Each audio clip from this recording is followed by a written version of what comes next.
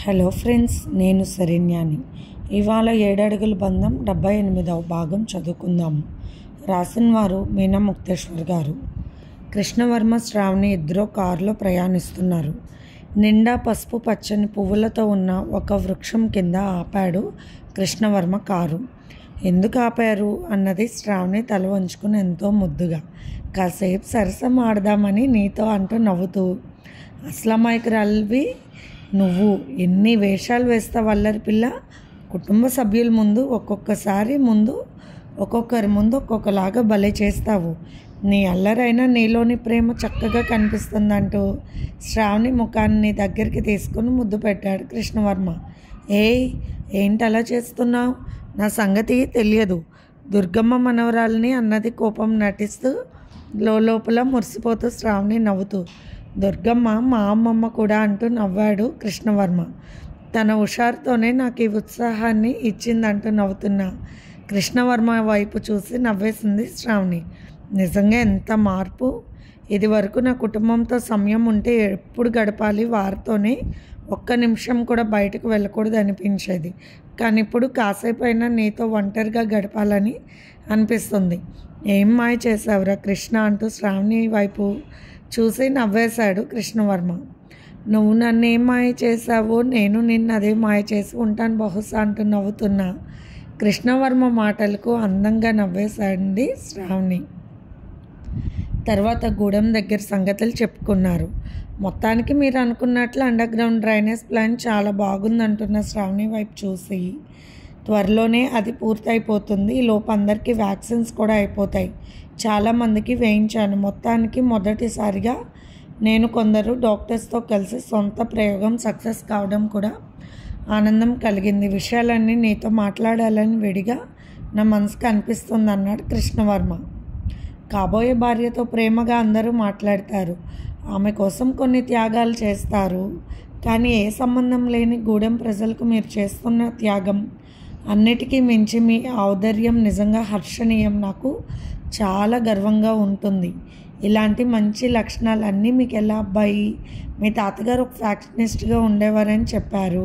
తల్లిదండ్రుల పెంపకంలో పెరిగిన కొందరు పిల్లలే పెరిగి పెద్ద జ్ఞానం లేకుండా తయారవుతున్న ఈ రోజుల్లో ఏ స్వార్థం లేకుండా నిస్వార్థంగా మీరు చేస్తున్న ప్రతి పని కూడా చాలా గొప్ప విషయం. మాటలు ఎంతమంది అయినా అనుకుంటారు, చేసేవారిని చూస్తూ గొప్పగా చాలామంది చెప్పుకుంటారు. కానీ మీలా ఒంటరి యుద్ధము గూడెం ప్రజల కోసం ప్రాణాలను సైతం లెక్క చేయకుండా ఒక డాక్టర్ అయ్యుండి వచ్చే ఇబ్బందులు తెలిసి కోట్లకు అధిపతి అయ్యుండి అనవసరమైన వాటికి జోలికి వెళ్ళాల్సిన అవసరం లేకపోయినా అహంకారం లేకుండా ఎన్ని పనులు ఇలా చేస్తున్నారు. నాకెందుకో మీరు పరిచయం అయ్యాక ఎన్నోసార్లు నా కృష్ణయ్య నా కోసం మీ రూపంలో వచ్చాడా అని అనుకుని ఆనందపడిపోతూ ఉంటాను. మీ పరిచయం దైవ సంకల్పం. మీ మనసులో నాకు ఇంత గొప్ప స్థానాన్ని ఇవ్వడం నా పూర్వజన్మ సుకృతం అంటూ కళ్ళల్లో నీళ్ళతో మనసులో సంతోషంతో చెబుతున్న శ్రావణి ముఖం సంధ్యాకాంతులలో అందంగా మెరుస్తుంది. ఏంటి ఈరోజు పొగడమే కార్యక్రమంగా పెట్టుకుంది మా గడుసల్లరి శ్రావణి? నిజమే, తాతగారు స్వార్థపరుల పాలిట ఫ్యాక్షనిస్ట్, పేదల పాలిట దేవుడు. ఇక నాన్నగారికి కూడా ఎన్నో మంచి గుణాలు, ప్రజల కోసం ఎంతో త్యాగం చేయాలనుకునేవారు. అమ్మ ఎన్నో గ్రంథాలు చదివిన ఒక గొప్ప గురువు లాంటి వారు. వారందరి గుణాలు నాలో నిక్షిప్తమై ఉంటాయి. తల్లిదండ్రులు లేకపోయినా కూడా కృష్ణయ్యలో అందరినీ చూసుకుంటూ పెరిగాను. అలాగే విజయవాడ దుర్గమ్మని నన్ను నేను ఎప్పటికప్పుడు సరిదిద్దుకుంటూ పెరిగాను అంటూ నవ్వాడు కృష్ణవర్మ. కృష్ణాని సన్నిధిలో అజ్ఞానులు కూడా మంచిగా మారిపోతారు. నాకెంతో ఆనందంగా ఉంది. నన్ను ఇష్టపడ్డ కారణానికి నా కుటుంబం మొత్తం సంతోషంగా ఉండాలి అని, అప్పుడే మనం సంతోషంగా ఉంటామన్న మీ ఆలోచన ఇప్పటి యువతరానికి ఎంతమందికి ఉంది? కోట్లలో ఒక్కరు కూడా ఉండరు కృష్ణాని ఇలాగా అబద్ధమైన ప్రేమతో అమ్మాయిలను మోసం చేయడం, లేకుంటే ఇద్దరు తరఫు 2 కుటుంబాలతో సంబంధం లేదంటూ అమ్మాయిని తీసుకుని దూరంగా పారిపోవడం, కుదిరితే కాపురం చేయడం, లేకపోతే వదిలేయడం. ఇవన్నీ చూస్తున్న నాకు ఇటువంటి ప్రపంచంలో నువ్వు నిజంగా ఆ కృష్ణ పరమాత్మకు మారు రూపమేమో అని సందేహం వస్తుందంటూ భక్తిగా కృష్ణవర్మ చేతిని తీసుకుని తన చెంపలకు తడుముకుంటూ వయసులో ఉండే ఏ చంచల భావాలు లేకుండా భక్తి భావంతో కాసేపు అలా కృష్ణయ్యని తలుచుకుంటూ మైమరిపించింది శ్రావణి. హలో, గూడెం ప్రజలకు వైద్యం సహాయం చేసి అలసిపోయిన నా మనసుకు ఏదో ఏదో ఇచ్చి హుషారు తెప్పిస్తావనుకుంటే కృష్ణ భక్తురాలు అయిపోయి నన్ను నీతో కలిసి అల్లరి చేయకుండా అడ్డుపడతావా ఏమిటి నీ భక్తితో అంటూ నవ్వేశాడు కృష్ణవర్మ. ఒక రకమైన భక్తిభావంతో కన్నులు మూసుకున్న శ్రావణికి నవ్వొచ్చింది. అల్లరి అబ్బాయి, అదేమీ లేదు, ఆ విషయంలో తగ్గేదే లేదు. నీదా నాదా పాయి చెయ్యి అని ఎప్పుడు పోటీకి వస్తాను ప్రేమ ఆటల్లో అంటూ అల్లరిగా నవ్వింది శ్రావణి.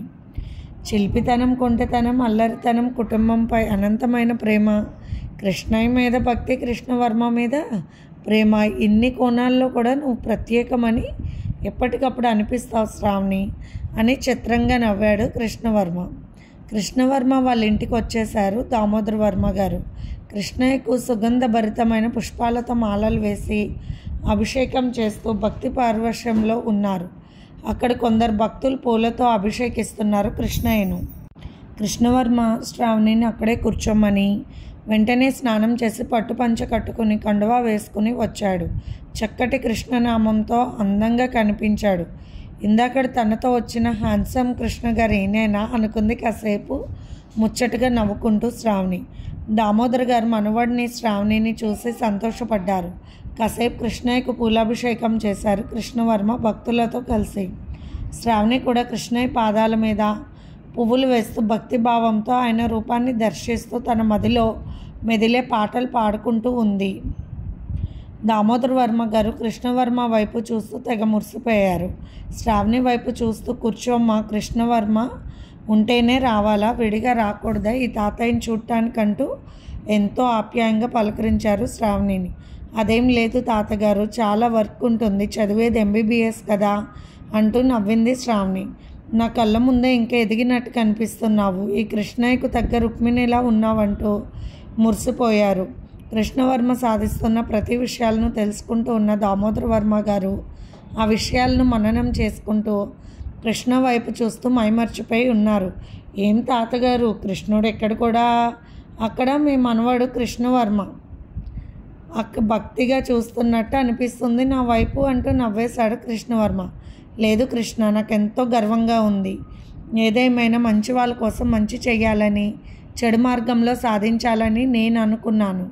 అంటే కొట్టి తిట్టి చంపి అలా కానీ నువ్వు అదే మంచి మార్గాన్ని ఏ మాత్రం స్వార్థం లేకుండా ఈ వయసులో ఇలా చేయగలుగుతున్న నీ ఓర్పు సహనానికి నిజంగా గర్వంగా పొంగిపోతున్నాను. నీకు తాతగారిని అయినందుకు అంటూ ముచ్చటగా చెప్పారు దామోదర వర్మ గారు.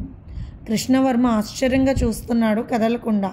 వీల్ చైర్లో కూర్చున్న ఎప్పుడు మీసాలు తిప్పుకుంటూ రోషంగా మాట్లాడుతూ సాహసమైన తన పనులు చెబుతూ ఎంతో గొప్పగా మాట్లాడే తాతగారు ఈనాడు అదే వీల్ చైర్లో కాషాయ వస్త్రాలలో మూర్తి భావించిన శాంతిమూర్తిలా ఆ మాట్లాడే విధానం చాలా గొప్పగా అనిపించింది కృష్ణవర్మకు.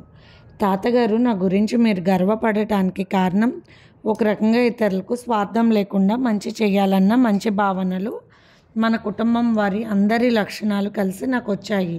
కాకుంటే మీదొక దారి, నాదొక దారి. అందుకే నేను చదువును కూడా డాక్టర్ చదివే ఎన్నుకున్నాను. అందరం వెళ్ళేది దర్శనానికి, ఒకే దేవుని చూడటానికి. కానీ ఒకరు నదిలో నుండి పడవలో ప్రయాణం చేసి వస్తారు, ఒకరు ఫ్లైట్లో ప్రయాణం చేసి వస్తారు, మరొక ట్రైన్లో, ఇంకొకరు బస్సులో, కారులో, అలా రకరకాలుగా వస్తారు. కానీ దర్శించుకునేది ఒకే ఒక్క మూర్తిని. అదే తాతగారు, మన మార్గాలు వేరైనా మన మనసులో మంచి త్యాగం, పరోపకార బుద్ధి, స్వార్థం లేని తత్వం అన్నీ ఒకటే అంటూ నవ్వుతున్న కృష్ణవర్మ వైపు చూసి, ఇవన్నీ కూడా బంగారు తల్లి మీ అమ్మ దగ్గర నుంచి నేర్చుకున్న పాఠాలు, మీ నాన్న దగ్గర నుండి నేర్చుకున్న జీవిత పాఠాలు అంటున్న దామోదర వర్మ గారి వైపు చూసి, మా తాతగారు ఏ విషయాలు ఆశించారో అవి నేను తెలుసుకుని మీరు అనుకున్న విషయాలను నేను సాధిస్తున్న తాతగారు. గూడెం ప్రజల విషయాల్లో మీరెన్నో మంచి చేయాలనుకున్నారు. ఆనాటి టెక్నాలజీ బట్టి, ఆనాటి రోజులు బట్టి మీరు చేయగలిగిన చేశారు. నాన్నగారు కూడా తన చదువుతో, అమ్మ ఇచ్చే మంచి సలహాలతో ఎన్నో చెయ్యాలి అనుకున్నారు. కానీ దేవుడు తన దగ్గరకు తీసుకుని వెళ్ళిపోయారు. మీ అందరిలో లేనిది నాలో కొత్తగా ఏమీ లేదు తాతగారు. ఇప్పుడు చదువు, టెక్నాలజీ ఎవరికి ఇబ్బంది లేని మార్గం అన్నీ తెలుసుకున్నాను కాబట్టి ఈ మార్గాన్ని అనుసరిస్తున్నాను అన్నాడు కృష్ణవర్మ ముచ్చటగా నవ్వుతూ. శ్రావణి అలాగే చూస్తూ మురిసిపోతూ ఉన్నది కృష్ణవర్మ వైపు. శ్రావణి వైపు, కృష్ణవర్మ వైపు చూసి మురిసిపోతున్నారు దామోదర్ వర్మ గారు. సరే, మన ఇల్లు అన్నీ చూపించిరా కాసేపు అంటూ నవ్వారు దామోదర్ వర్మ గారు. కృష్ణవర్మ శ్రావణితో కలిసి డాబా మీదకు వెళ్ళాడు. శ్రావణి అక్కడ చూసి ఆశ్చర్యపోయింది. అబ్బా, ఈ పూల తీగలు ఎక్కడ తెప్పించారు? ఇంత అందమైన పూలు పూసాయి, చక్కటి సువాసనలు, మంచి రంగులంటూ ఆశ్చర్యపోయింది శ్రావణి. గూడెంలో అడవి ప్రాంతాలు, చక్కటి పూల తీగలు ఉన్నాయి. ముందుసారి వచ్చినప్పుడు తీసుకొచ్చి ఇచ్చాను. అదేమ్మా వీటిని సంరక్షిస్తుంది. అన్ని పూలు సువాసనతో ఆనందంగా ఉన్నాయంటూ ఇక్కడ అంతా భలే డెకరేషన్ చేయించారంటూ నవ్వింది శ్రావణి. అవును, నేను, రవివర్మ అన్నయ్య వాళ్ళు సిట్అవుట్ చూశాను. భలే మెస్మరైజింగ్గా ఉంటుంది. ఒక్కసారిగా మనసు పరవశించిపోతుంది. అసలు అందమైన చెట్ల సువాసనలు నాకు చాలా నచ్చాయి. చెప్పాలంటే బృందావనంలా ఉండాలి. మనం కాసేపు కూర్చుని ఆనందంగా మాట్లాడుకోవాలంటే అందమైన ఆలోచనలు, చక్కటి ముచ్చట్లు ఎన్నో సాగుతాయి. మనం ఉన్న ప్రదేశం మనకెంతో దాహోదం చేస్తుందని తెలుసుకున్నాను. అందుకే శ్రద్ధగా ప్రతి మంచి మొక్కలు తెచ్చి నాటిస్తున్నాను అని నవ్వుతూ చెప్పాడు కృష్ణవర్మ. అబ్బో, అబ్బాయి గారిలో ఈ కోణం కూడా ఉందా అన్నది శ్రావణి నవ్వుతూ. నువ్వు నా ఇల్లాలిగా నా ఇంటికి చేరే సమయానికి నీకు చాలా చక్కటి ఆనందం కలిగేలా ఉండాలి. అలాగే ప్రతిదీ ఏర్పాటు చేస్తానన్నాడు కృష్ణవర్మ నవ్వుతూ. సిగ్గుపడుతూ నవ్వుతూ ఉంది శ్రావణి. అల్లరి పిల్లలో సిగ్గు కనిపిస్తుంది మొదటిసారిగా అంటూ నవ్వాడు కృష్ణవర్మ. అవునా, అయితే మీరు ఊహించినది నిజమే. ఇది బృందావనే. మీరు నా కృష్ణయ్య, నేను గోపికనంటూ నవ్వేసింది అందంగా శ్రావణి. ఇలా రా అంటూ శ్రావణిని అక్కడే ఉన్న ఉయ్యాల్లో కూర్చోపెట్టాడు కృష్ణవర్మ. తను కూడా కూర్చున్నాడు పక్కన. ఈ ఉయ్యాలు చక్కగా చేయించారు, చాలా బాగుంది. ఏదో సువాసనగా ఉంది, ఎందుకు అన్నది శ్రావణి. ఇందులో మనం తలవాల్చి వెనక్కు వెళ్ళే వైపు గంధపు చెక్కను అమర్చారు ఒక చోట, అందుకే చక్కటి సువాసనలు వెదజల్లుతూ ఉంటుంది. అబ్బా, ఎంత హాయిగా ఉందో, అసలు శబ్దమే రావడం లేదు, చక్కగా ఊగుతున్నా కూడా అన్నది శ్రావణి నవ్వుతూ. ఇంకా ఎదగాలి బంగారు బుజ్జి అంటూ కొంటగా నవ్వాడు కృష్ణవర్మ. ఏమైంది అన్నది చురుగ్గా చూస్తూ శ్రావణి. లేకుంటే ఆ మాట ఏంటి, ఊగుతున్న శబ్దం రాలేదా? నిజమే కదా అన్నది శ్రావణి. కృష్ణవర్మ శ్రావణి చెవిలో చెప్పాడు నవ్వుతూ. ఏం మాటలు అవి? ఆ మాట్లాడటం నాకు ఇష్టం లేదన్నది శ్రావణి. ఇలాంటి మాటలు ఇష్టపడే ఎదుగుదల ఇంకా రాలేదు నీలో అని నేను అంటున్నాను అంటూ పక్కపక్క అందంగా నవ్వేశాడు కృష్ణవర్మ. అలాంటి మాటలు తెలుసుకోవాల్సిన ఎదుగుగల అక్కర్లేదు, నాకు తెలిసే విషయాలు నాకు బాగానే తెలుసు అంటూ నవ్వింది శ్రావణి చిలిపిగా. ఏం తెలుసు అన్నాడు కృష్ణవర్మ శ్రావణి చుట్టూ చెయ్యి వేసి తన ఒడిలోకి లాక్కుంటూ. ఇలాంటి పనులు చేస్తే నేను రానని చెప్పగలను, అది తెలుసు నాకన్నది శ్రావణి కొంచెం గడుసుగా. అవును, ఎన్ని రోజులు నీకు ఎలా గడిచింది అన్నాడు కృష్ణవర్మ. ఏమైంది? శుభ్రంగా తిన్నాను, శుభ్రంగా చదువుకున్నాను, నిద్రపోయాను, చాలా హ్యాపీగా ఉన్నాను అన్నది శ్రావణి కావాలని. అమ్మ దొంగ అంటూ కృష్ణవర్మ శ్రావణి కళ్ళల్లో కళ్ళు పెట్టి చూస్తూ, నేను సరిగ్గా నిద్రపోలేదు, కళ్ళ ముందు శ్రావణి కదులుతూ ఉండేది, సరిగ్గా తినలేదు, గుండెల్లో ఏదో బాధగా ఉండేది, నేను చూడాలని పదే దిగులుగా ఉండేది, అందుకే తినలేదు, నిద్ర అస్సలు పట్టేది కాదు, కష్టపడి 2 గంటలు నిద్రపోయేవాడిని అంతే అంటూ శ్రావణి వైపు చూస్తూ చెబుతున్న కృష్ణవర్మ కళ్ళల్లోకి చూసి సిగ్గుపడిపోయింది శ్రావణి. ఒక రకంగా కృష్ణవర్మ కళ్ళల్లోకి చూస్తూ తల ఒక రకంగా ఊపింది శ్రావణి. ఏ దొంగ, నువ్వేమనుకున్నావు మనసులో నాకు చెప్పు శ్రావణి, లేకపోతే నేను నా ఒడిలో నుండి కదలనివ్వకుండా నీ ముఖాన్ని ముద్దలతో ముంచెత్తి నీ పెదవులతో తేనె రుచి ఎలా ఉందో తెలుసుకుంటానంటున్నా. కృష్ణవర్మ వైపు చూసి చేతులు ముఖానికి అడ్డం పెట్టుకుని నవ్వుతూ ఉంది శ్రావణి. చెప్పాలి, నిజం చెప్పాలి, ఏమనుకున్నావు చెప్పు, నువ్వు చెప్పింది నిజమేనా అంటూ కృష్ణవర్మ బలవంతంగా శ్రావణి చేతులు తీసి ఆమె కన్నులపై ముద్దులు పెట్టాడు. అంతే కదలకుండా బొమ్మలా ఉండిపోయింది శ్రావణి. అలాగే కృష్ణవర్మ కళ్ళల్లోకి చూస్తూ ఉంటే ప్రపంచమే మర్చిపోయేలా ఉంది శ్రావణికి. శ్రావణి అందమైన ముక్కు మీద చక్కటి ముత్యాల ముద్దు పెట్టాడు కృష్ణవర్మ. వద్దు వద్దు ప్లీజ్ అంటూ నవ్వుతూ ఉంది శ్రావణి. లేదు చెప్పుడు లేదు, నిజం లేకపోతే ఇంతే అన్నాడు కృష్ణవర్మ. తన చేతులతో గట్టిగా బంధించి శ్రావణిని కదలకుండా చేసి ఆమె పెదవులను కావాలని అల్లరి చేస్తూ అందుకోవడానికి ప్రయత్నిస్తున్నాడు కొంటెగా కృష్ణవర్మ. అబ్బా అల్లరి ఆపు, వదులు, చెప్పేస్తాను వదులు అంటూ నవ్వేసింది శ్రావణి. మీలాగే నాకు అన్నీ ఆకలి లేదు, నిద్ర లేదు, నిజమే మీరే నా కళ్ళ ముందు ఉండేవారంటూ సిగ్గుపడుతున్న శ్రావణి బుగ్గలను అతి సున్నితంగా ముద్దాడాడు కృష్ణవర్మ. చాలు ఇంకా వదలండి అన్నది శ్రావణి. ఏమైంది, ఇబ్బందిగా ఉందా అన్నాడు కృష్ణవర్మ. లేదు ఏదోలా ఉంది, అలా ఇప్పుడు అనిపించకూడదు కదా అంటూ కొంటగా సమాధానం చెబుతూ కన్ను కొట్టి మరీ నవ్వింది శ్రావణి. అమ్మ దొంగ, నువ్వు నాకన్నా ఎదిగిపోయావే అంటూ శ్రావణిని గట్టిగా హత్తుకుని నువ్వు పెట్టు నాకు ముద్దు ప్లీజ్ అన్నాడు కృష్ణవర్మ. అల్లరి చేస్తున్నాడు శ్రావణిని. చల్లని పిల్లగాళ్ళు లల్లరిస్తూ ఉన్నాయి. చక్కటి సువాసన సుగంధభరితమైన లతల పరిమళాలను తనతో పాటు తెచ్చి ఆ జంట చుట్టూ తిరుగుతుంది అల్లరి గాలి. ఏదేదో మాట్లాడుతున్నా కూడా మైమర్చే పరిమళాల సుగంధం అన్నిటికీ మించి ప్రేమించిన ప్రియుని ఊపిరి, ఆ స్పర్శ, అతని శరీరం నుండి వచ్చే మొత్తైన పరిమళాలు శ్రావణి మనసుని ఒకంత ప్రేమతో ఖైదు చేస్తున్నాయి. అలానే ఆ మధురమైన పూల సువాసనలు నిలువెత్తు అందాల శ్రావణి నుండి వచ్చే ఆ కన్య సుగంధ పరిమళాలు కృష్ణవర్మను మైమర్పింప చేస్తున్నాయి. వెంటనే శ్రావణి తేరుకుని అయ్య బాబోయ్ లెగండి, ఏమిటి మరీ రెచ్చిపోతున్నారు, ఒళ్ళంతా చక్కగా సున్నితమైన తాకిళ్ళు ఇస్తున్నారు, ఏమీ ఎరగని అబ్బాయిలాగా అన్నీ గమనిస్తున్నాను, వదలండి అన్నది శ్రావణి. ఇన్నాళ్ళు నేను చూస్తున్నప్పుడే ఇలా రెచ్చిపోలేదు నాలోని పురుషుడు, కానీ ఇప్పుడు చూస్తుంటే పెరిగిన నీ అందాలు నన్ను ప్రేమ బందీ కానాలో పడవేస్తున్నాయంటూ శ్రావణి వైపు చూస్తుంటే శ్రావణి సిగ్గుతో తన పవిట చెంగును సరిచేసుకుంది.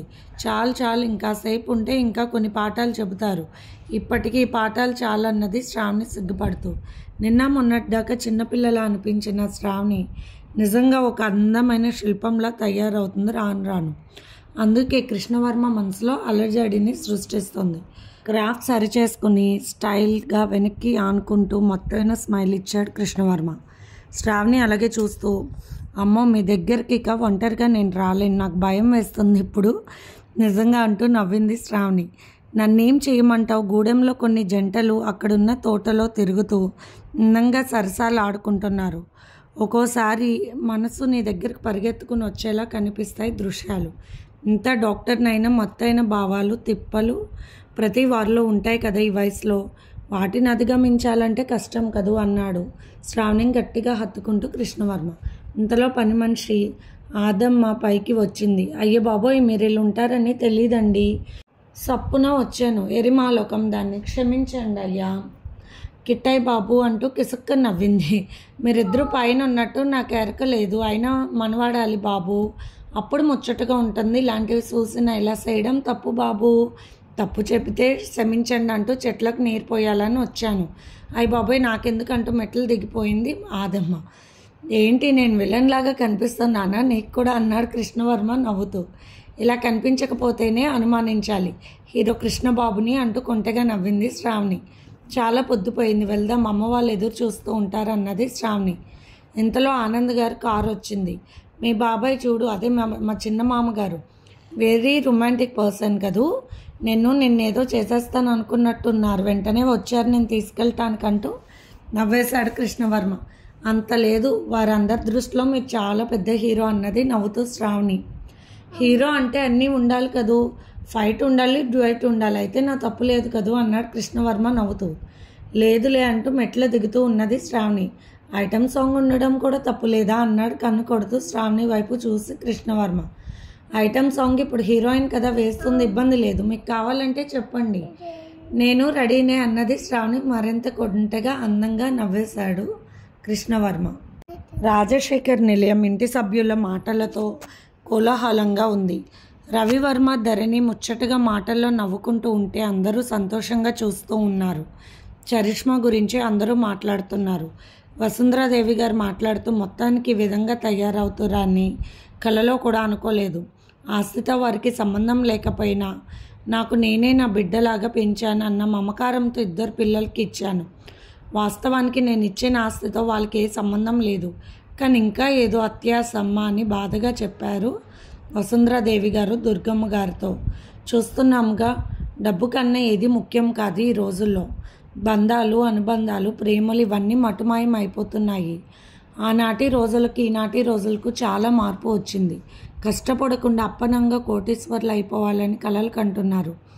అదృష్టం కొద్దీ రాజశేఖర్ నిలయానికి వచ్చిన 3 అల్లుళ్ళు ప్రేమానుబంధాలు కలిగిన వారు రావడం మా అదృష్టం అంటూ దుర్గమ్మ గారు సంతోషంగా చెప్పారు వసుంధరాదేవి గారితో. బాధపడాల్సిన అవసరం ఏమీ లేదమ్మా, అన్ని విషయాలలో సాక్ష్యాలతో సహా రెడీగా ఉన్నాయని చెప్పాడు రవివర్మ. నాకు తెలిసి మన మీదకు త్వరలోనే దండెత్తుతారు బావగారు. దానికి తగ్గ ఏర్పాట్లన్నీ నేను లాయర్ విశ్వనాథ్ అంకుల్తో మాట్లాడి సరిచేసి పెడతాను. కానీ ఈ విషయం కోర్టు దాకా వెళ్ళదు అత్తయ్య గారు.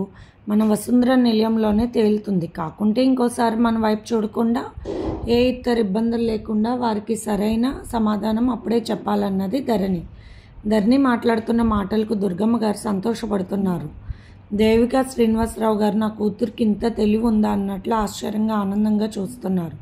సుప్రజ కూడా చాలా ఆశ్చర్యంగా వింటూ ఉంది.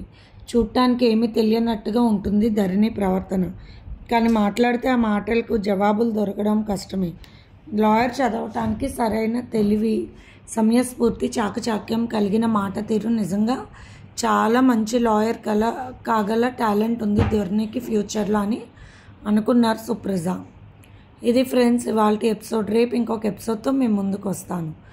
మీకు స్టోరీ నచ్చినట్లయితే లైక్ చేసి, షేర్ చేసి, సబ్స్క్రైబ్ చేసుకోండి ఫ్రెండ్స్. అలాగే మన ఛానల్లో ప్రసారం అవుతున్న positive thoughts written by Shri Komanapalli Ganapathirao గారివి కూడా చదివి మీ అమూల్యమైన సమీక్షలు తెలియచేయండి. మీరు స్టోరీస్ చదివి మీకు నచ్చితే కనుక లైక్ చేయండి. ఉంటాను.